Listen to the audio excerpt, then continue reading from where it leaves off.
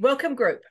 Today, I would like to welcome back the infamous James Moran. Is that how you say your last name, James? Yes. Yeah, archetypal astrologer. He's done a talk with us in the past about archetypal astrology, which is under the media section in the group. He's also got a YouTube channel. So would you just type in James Moran in the YouTube channel? Yeah, or Archetypal News Network, either one. Right. Okay. So it's also on there. And he's also a writer, doing primarily short stories. And I'm going to get him back in a couple of months to talk about that when we're in authorship month. But today we are talking about, it's a bit of a heavy subject, but it needs to be talked about because it's coming up sooner rather than later. We're talking about planet Pluto and its ingress into the sign of Aquarius. So, James, what would you like to say about that? Sure. Yeah. So we've got Pluto approaching Aquarius in the next couple of years that will be setting foot there and then beginning its long journey through Aquarius that will be for several years, for over a decade. And so Pluto, years, something like that. It goes roughly 20 years or so, the transit. yeah, well, actually the orbit of Pluto is uneven, so it will transit faster through some signs and slower through others. So it was in for instance, it's been about, what is it, 15 years it's been in Capricorn. Capricorn. It was 15 years in Scorpio. Okay, and it's in Capricorn now. It's been there for about, it's coming up on 15 years, I think so. I think 2008 it went in, and what are we now? 2022. So we're coming up on 15 years. Yeah, 15 years. So yeah, close. So by the time it leaves totally, it'll be probably about 17 years. Around there, yeah. So so it's a big transit, it's like it tends to give some characteristics to a larger span of time that we can notice when we look back. So I'm going to talk about that. I'm going to talk about also some of the transits that Pluto will go through with the other outer planets during that same transit through Aquarius, which have a similar symbolism, which is going to all lend itself to kind of the picture of really the next decade at least that we go through. And so Aquarius, well, actually let's begin talking about Pluto. So Pluto, the archetype of Pluto, has to do with elemental power. The Pluto in the Greco-Roman mythology was the god of the underworld, and there's a number of characteristics associated with the astrological archetype of Pluto that resonate and are similar with qualities exhibited in that Greco-Roman mythology of the god Pluto, who was actually relegated to the underworld. He was, when the gods kind of split up their roles, he took the role of being the one presiding over the underworld. And as such, he kind of entered into an agreement where he could never come up from the underworld, because the underworld is the place where, in order for souls to go down into it, they have to go through transformation process. That's the transformation of going through death. And so Pluto's down in the underworld and it was not seen. And so in that metaphor, you get a lot of qualities linked up with that can be mapped onto the astrological archetype of Pluto. Like, for instance, the astrological archetype of Pluto is associated with the hidden, that which is hidden, that which is transformative and associated with a death rebirth process, just like the souls that die, they go down into the underworld. And also power. So we get the power dynamic. If you imagine looking at, for instance, like the earth, the land, on the surface of the earth, it could look quite placid, yet beneath it there's enormous power in the actual, what was considered the underworld during the Greco-Roman times, that which is beneath the earth. And so if we see what's beneath the seemingly placid earth when it comes up in a volcano, for instance, it's like this elemental power, this kind of fiery elemental power that can transform a landscape. And so Pluto's associated with that which is hidden, that which is transformative, can bring about a death rebirth process. Pluto's associated with power, elemental power. And as elemental power, it's also linked up with like the power of nature. Nature can be described sometimes as kind of like this destructive force. If we see like a forest fire, or we see some type of giant storm or earthquake, we think of the powers of nature. And those same things that from one side can look very destructive, from the other side, once we've gone beyond them, they can look like a rebirth. Like a forest fire can seem very destructive, but on the other side, once the forest fire is over, we see that the forest actually thrives, because the old, kind of broken down growth has been kind of composted by the fire, and there's a lot of fresh area for new growth to catch sunlight. And so it's rebirth as well. It's that death and rebirth process associated with the power of nature, also the power of the instincts, the kind of natural powers inside of living animals, beings, like their instincts, their drives, their natural drives. And also kind of the power of the masses, like for instance, masses of humans. If masses of humans get together, they kind of exhibit a power of nature. They become a kind of one of those waves of nature in action. So all that is associated with Pluto. And the sign of Aquarius is a sign that is, it's an air sign, and a sign that's associated with somewhat forward thinking kind of, there's different sectors that are kind of associated with Aquarius, like for instance, forward thinking, socially progressive kind of movements and institutions. That's something that's associated with Aquarius. Also, to some extent, kind of technological innovation, things that are for the betterment of the society, particularly if they have a kind of like an edgy, forward looking angle to them. And so Pluto entering into Aquarius is, we can think of it in a general sense as an infusion into the sign of Aquarius, an infusion into the sign of the zodiac that is associated with these technological innovations and these kind of these kind of socially conscious movements towards the betterment of society, getting infused with this elemental power, this kind of evolutionary power.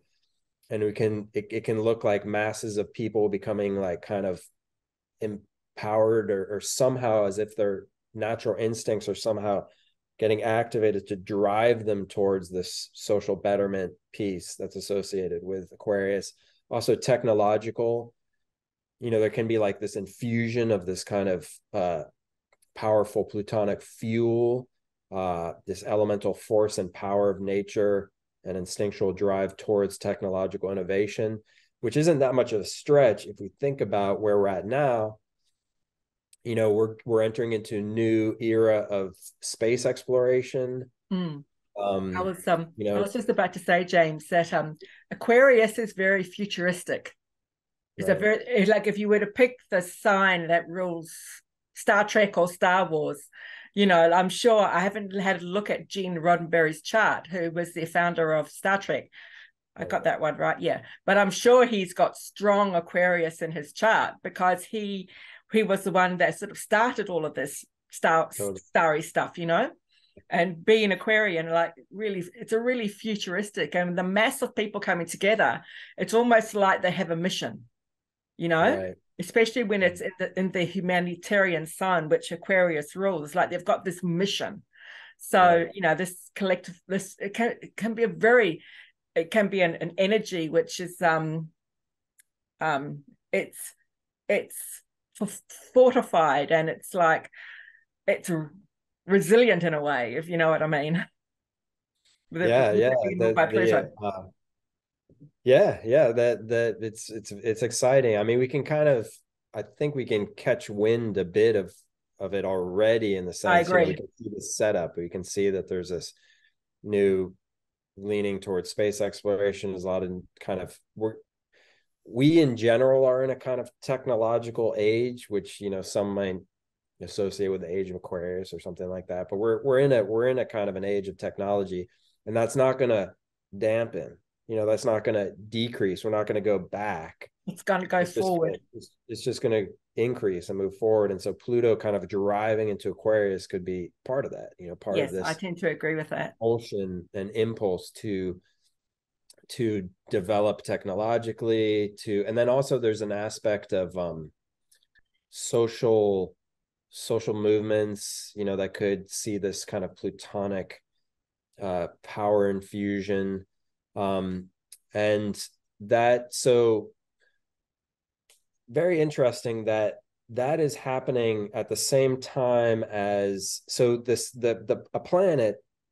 a planetary archetype that is somewhat related to Aquarius and it's considered kind of a modern rulership is Uranus, because Uranus is also associated with forward thinking, the ability for technological innovation, the aha moment, the kind of electric, exciting leaps of breakthroughs.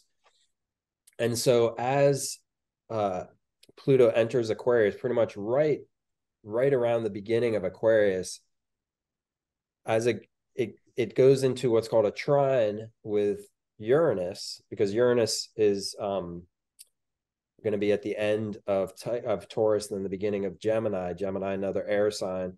Pluto will be in Aquarius, the air sign. They'll be in what's called a harmonious trine to each other, with Neptune sextile to both. So basically what that means is all three outer planets, what are called the transpersonal planets, Uranus, Neptune, and Pluto, will be in harmonious angles to each other. And that's going to last for 10 years. It started kicking a little bit. It'll be a little bit more within wide orb in 2023. It'll go towards till 2033. And so as Pluto transits the entire first half of Aquarius, that symbolism of the plutonic infusion of evolutionary drive in a kind of a technological direction gets supported symbolically by that trine to Uranus as well. And so Uranus and Pluto together historically have been, when they come into aspect, that volcanic power of Pluto tends to drive the Uranian breakthroughs, the Uranian kind of leaps in technological advances. And in a hard aspect, when they're in a hard angle to each other, it's a little bit rocky. We had that in the 60s, and it really had a lot of propulsion to it. We got to the moon, a lot of advances of going into space, a lot of technological advances, though it's when it's in hard aspect, like it was even in the 2010s, it was in hard aspect as well. It can be rocky. It can feel like kind of like you're blasting off in a rocket, leaving the atmosphere, and the whole thing's kind of shaking and rattling. Whereas when it's in a soft aspect, a harmonious angle, like a trine, things just kind of segue together more easily. And so Pluto's entering into Aquarius right as it's going into that trine with Uranus. And it's kind of the entry of Pluto into Aquarius, and that segueing soft angle tends to lend a quality of just easy opening of those two archetypes combining as technological advancement, as kind of sociological freedom movements and advancements. And so that's nice. It gives the sense that during the hard aspects, the real tough work was done, so that during the soft aspects, we can just kind of surf into the next advancement. So like, for instance, Uranus and Pluto were in hard aspect through the 2010s, from like, I don't know, 2008, 2009 until around 2021. And that's when this whole space, that's when this figure of Elon Musk started to come to rise. That's when these kind of this private sector of space exploration started to get traction. And it was really like, it was a lot of exerting of effort to get that energy back into play in the society. Whereas when the trine comes in, usually the sense is, oh, the effort's been put in, now the doors can open a little bit more easily. And so that's exciting. That's really exciting. There's a few other ways it showed up, which I'm happy to talk about, but if I'm happy to entertain any questions if you have any. I was watching something on TV. I think it was with Richard Branson. I think it was him. He was charging. Now I could be wrong on the pricing, but I think it was $250,000 for a seat to go to space for 11 minutes. Wow, crazy. And he had competition. There was someone else doing something similar. So, Wow. you know, in our lifetime, depending on how financial you are, you can actually get to space if you actually want. We may not be living there in this lifetime. Well, not in my lifetime anyway. But if you wanted to, you could actually get to space. I know that's exactly it. That's such an advancement. It's like I saw Elon Musk also, this was maybe 5 years ago. He put a call out for artists and I don't know what artists and scientists or something. And if they qualify, if they have kind of like an outstanding life of accomplishment, they win a seat on this ship that goes to the moon. I don't think necessarily lands on the moon, but it kind of does. I mean, maybe it does, but I think it goes like on a sightseeing thing by the moon. So yeah, that's a world that, I remember like usually when technology first comes out, it's expensive, and then people figure out ways that it becomes cheaper and cheaper and cheaper. And like cell phones was like, only like you never buy people something at the beginning of a product. You wait for it to go through its product cycle. Right. Now everybody's got a cell phone, and so we can envision that for space, like where it's like not uncommon for us to enter into space, which brings up a whole lot of astrological questions, because space is the realm of the planetary bodies that we talk about in astrology. But the other thing is living in space is the future. I mean, everything we see on Star Wars and Star Trek and all the rest of it, it's fictional, but I feel it is based on what could be. I was reading an article on the sun today, because I keep an eye out on what's happening with the sun when the solar flares. And an astrophysicist, I can't remember his name, it was some name that was very hard to pronounce. Anyway, apparently the sun is 4.5 billion years old.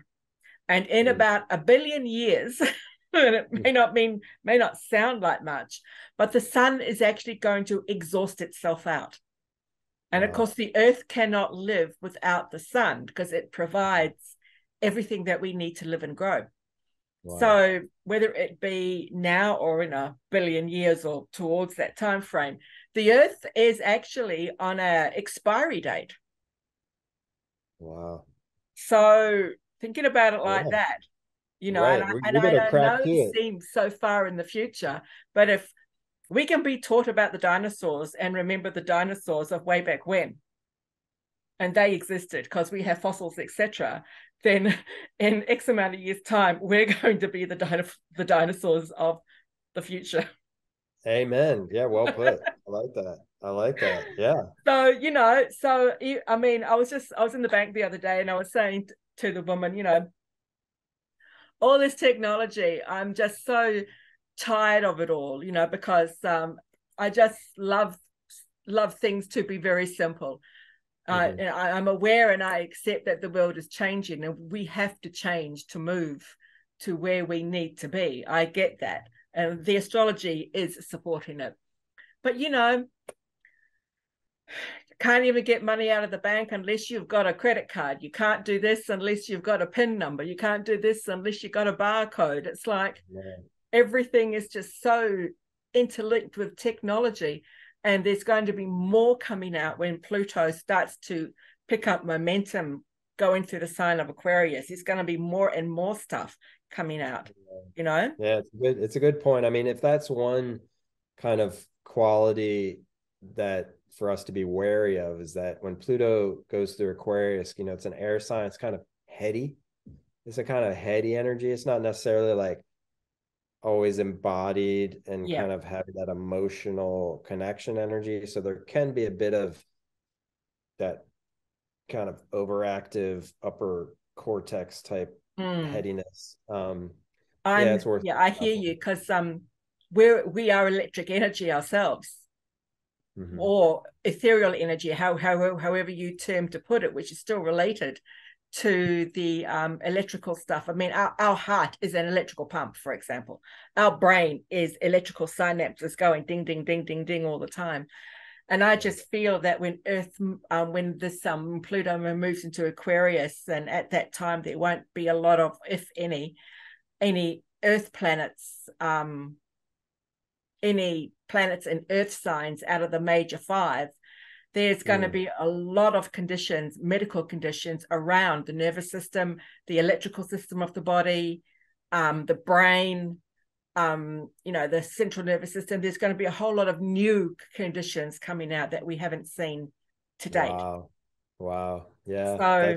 So that sounds reasonable. That sounds very prescient. Yeah. It's like, I mean, you can already see that the exposure the average human has to social media and to digital interface is so, like, it's so close to our senses, and so and that disturbs connections in our body. And of course, we've got 5G, we've got computers, we've got the phone, and this is all Uranus. We've got electric cars now, we've got Bitcoin, and it's all electrical. And I saw something about Bitcoin on TV a few months ago, and they went underground, Pluto, underground, and they had all the Bitcoin machines that were going, the computers for the Bitcoin that were going 24/7. Can you imagine how much power they're taking away from the Earth? Wow. By running these things 24/7. Yeah, that's true. I mean, one thing we could hope for is Pluto, as airy as a sign as Aquarius is, and as heady as it is, Pluto is a deep archetype associated with depth, kind of mysterious depth. So maybe it can, as it enters Aquarius, it can draw our technological savvy, our kind of instinct towards technological advancement into a bit of a deeper, mysterious kind of encounter that has a bit more soul and depth to it, and may even transform to some extent our relation to technology, which I think would be good. Hopefully, I would be really on board with that, and I know you would be too. And hopefully, that would be something that can be achieved with that sextile to Neptune. Oh yeah, that's nice. Yeah. So anyone listening out there who's into IT big time, think about your Neptune. People are going to be fried from the inside out because of all this overstimulation. And of course, mental diseases on the rise. And and I hate to say it, but 5G and intense, forever on their computers. They've got their friend right next to them, and instead of talking to them, they're TikToking them or whatever it is they're doing. I mean, this is really throwing out the body's ability to communicate and to do what it needs to do in the body on a healthy level. Yeah. So look out for those water signs, those earth signs. Check out where your moon is at. This Saturn's at, and definitely we want to take care of ourselves. I think it can be good. This Pluto transit through Aquarius can be good, and the three outer planets in harmonious aspect to each other for a decade can be great. We just want to take care of ourselves, because it's the same as, like, if you think of your mind as constantly carrying current over the cells within your brain, we sleep, we rest, we want to be able to have a chance to turn off. So those pathways that carry current can kind of like resheath themselves. It's almost like if you have a wire in your house that's got that rubber coating, you don't want to push so much current through it that the thing gets burned and fried, and if it does, you want to replace it. You want to make sure that always, like, your whole nervous system has its coating of its kind of fluids and everything that is able fluids, magnesium, calcium, and fish oils. Yeah, nice. So that you can carry that energy, because there is a probably a strong current collectively running through us now, and as Pluto goes through Aquarius. So if we can carry that well, and we can get all the rest we need, and we can kind of fortify ourselves to carry that, then I think it can be good. No, I think the thing I love about astrology is that foreknowledge prepares you, and then it is up to you to take that responsibility to do the things that you need to do on a daily basis. Because when the 5 planets move, and they all would have moved by 2024, there will be none of those planets will be in earth signs or water signs for that matter. So there'll be no grounding. And we are spiritual, in my opinion, we are spiritual beings in physical bodies. So we need to look after our spiritual selves as well as our physical selves. And part of that physical nurturing is to be grounded. So we kind of don't kind of feel kind of separate from ourselves, if you know what I mean. So with all those planets in fire and air signs from 2024 onwards, grounding and working on the base chakra and all those other things are going to be needed to be done on a daily basis. And I feel these things should be taught in schools from a very early age, because these are going to be the children born into this era. Right. Right. I mean, if they're going to be born with the sun in an earth sign, then, they've got a bit of a blessing. But if they're not, no earth, no water in the chart. Right. Yeah. So we adults need to kind of embody that for them and show how to stay grounded. So we need to be doing this. When I was in India, and James, you would appreciate this because I know you've been to India yourself. I was staying with a doctor friend of mine and his wife, and she was an air hostess, and they had a couple of kids. And I used to ask them about what it was like for them to go to school. And they said, oh, well, in the morning we start with yoga. Nice. And then we do meditation. And these were just the youngest kids. And I'm thinking to myself, oh my God, they've got it down. But to them, because it was part of their schooling, it was just what they did every day. Wow. They had yoga and they had meditation and they had it every day. Love it. And it was just like, oh my God, we need this in the West, need to be taught at the school level. Anyway, I get a bit carried away sometimes. So sorry, James, to interrupt you. So as we know, Pluto has got a 240 to 48 year cycle as it goes around the chart. So it hasn't really been 18th century was the last time we had Pluto move into the sign of Aquarius. Yeah, it was like around 1780 till around 1800. Yeah. So that time exhibited a lot of the kind of social, forward-thinking social welfare elements of Pluto, kind of on a mass scale. There's kind of like this mass level movement, which is quite common with Pluto, as just like a wildfire kind of spreading as like a mass movement towards something. And in this case, at that time, there were these kind of socially forward-thinking movements. That was, at least in the U.S., that was when the U.S. Constitution was created and ratified. And at that time, it was seen as very kind of forward-thinking, socially conscientious advancement, and the dollar at that time was created. It's funny, we were talking about how cells, like we are electric, and how our cells carry current, and that was discovered at that time, how the cells actually carry current, electrical current. Shortly after Ben Franklin flew a kite, that was in the 1770s, late 70s, he flew a kite to capture electricity from lightning. And that's pretty much Uranian, Aquarius. Yeah, totally Uranian. So let's see what else happened at that time.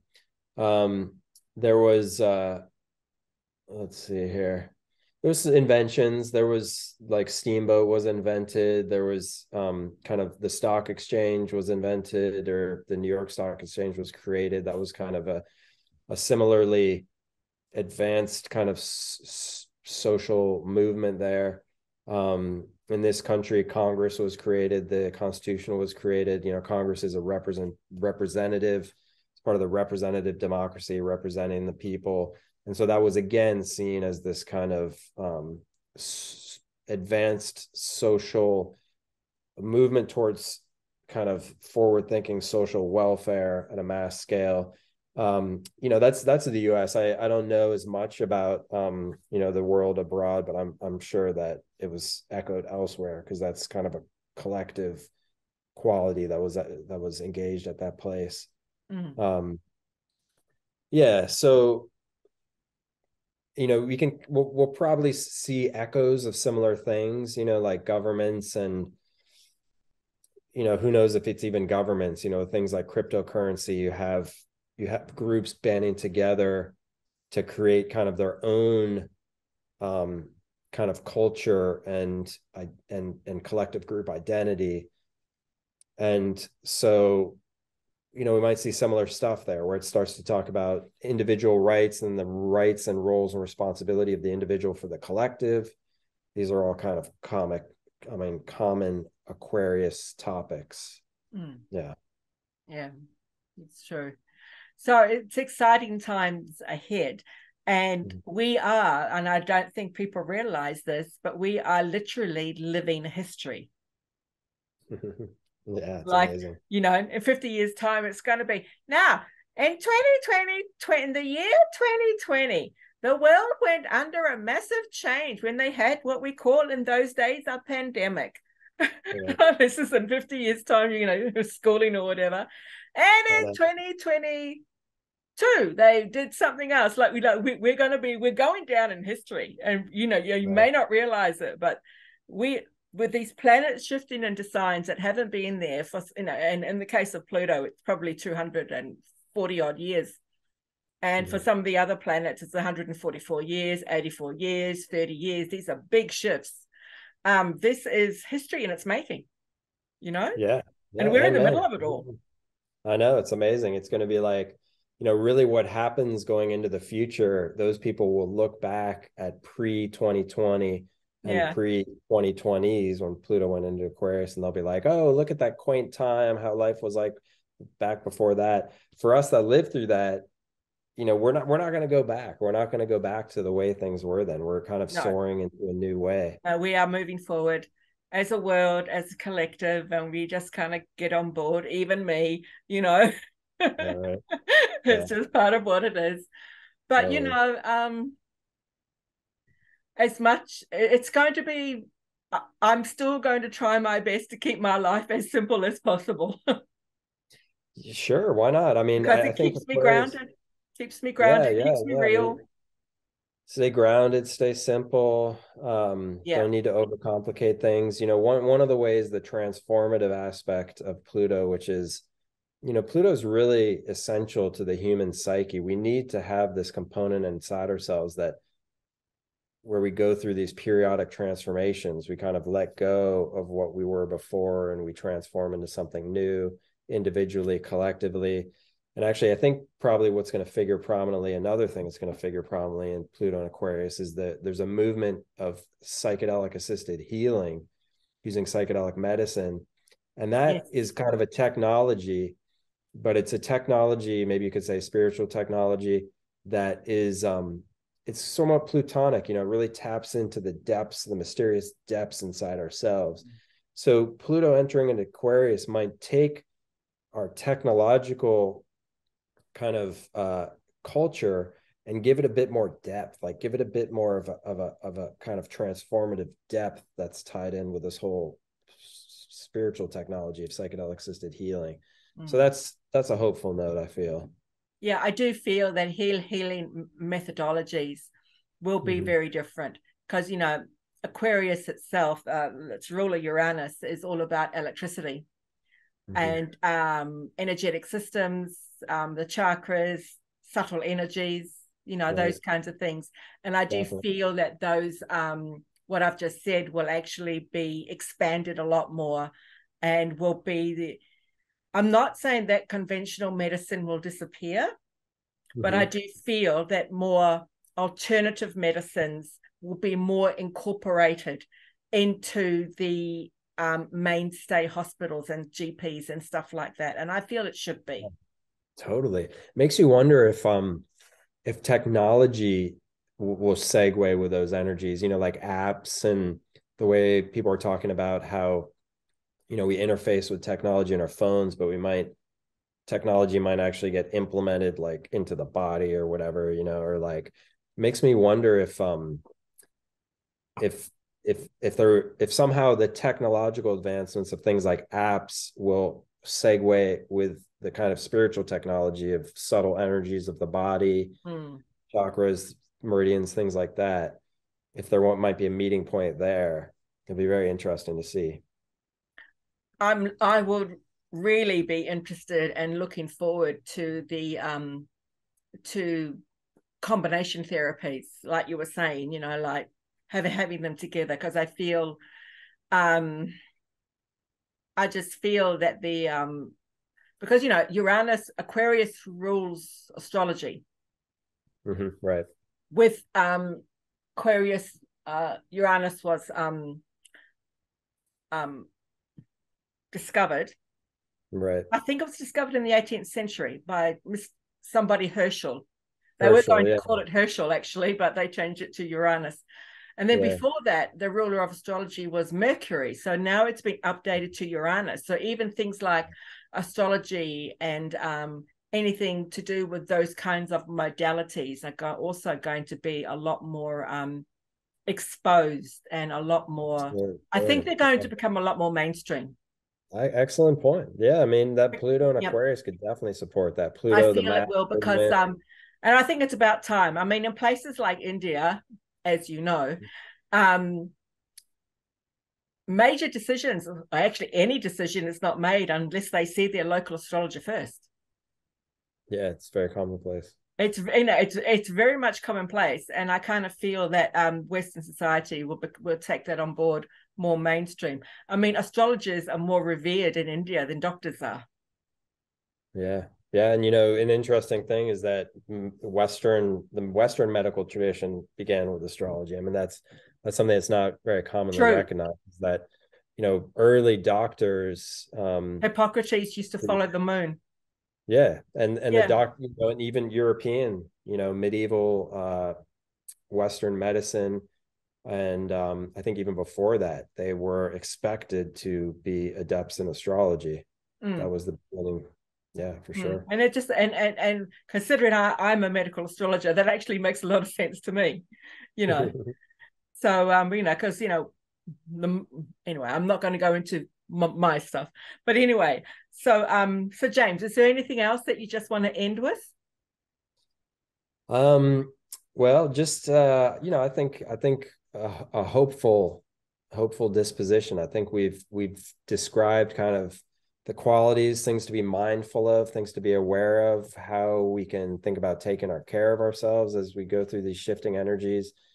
And it's all hopeful. I think that, that one aspect of astrology that's quite beautiful is that it allows us, it's really the practice, the art and the science of tapping into and seeing and marveling at the divine choreography around us, and seeing that it has a rhythm, it has a flow, it has a kind of it has a meaning to it, that things happen when they're meant to happen. It's like things are there's a divine dance happening that's really coordinated, and that if we have faith in, and when we go with it, it tends to reveal its beauty to us.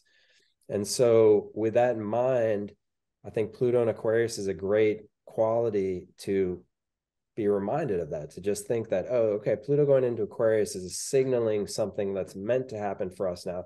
So let's connect with that, marvel at it, and be mindful that this is what is meant to be happening. So let's make the most of it.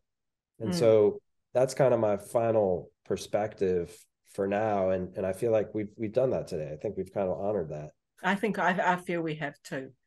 Yeah. So James, the best way to contact you if anybody wants to have an archetypal session with you? Yeah, jamesmoran.org.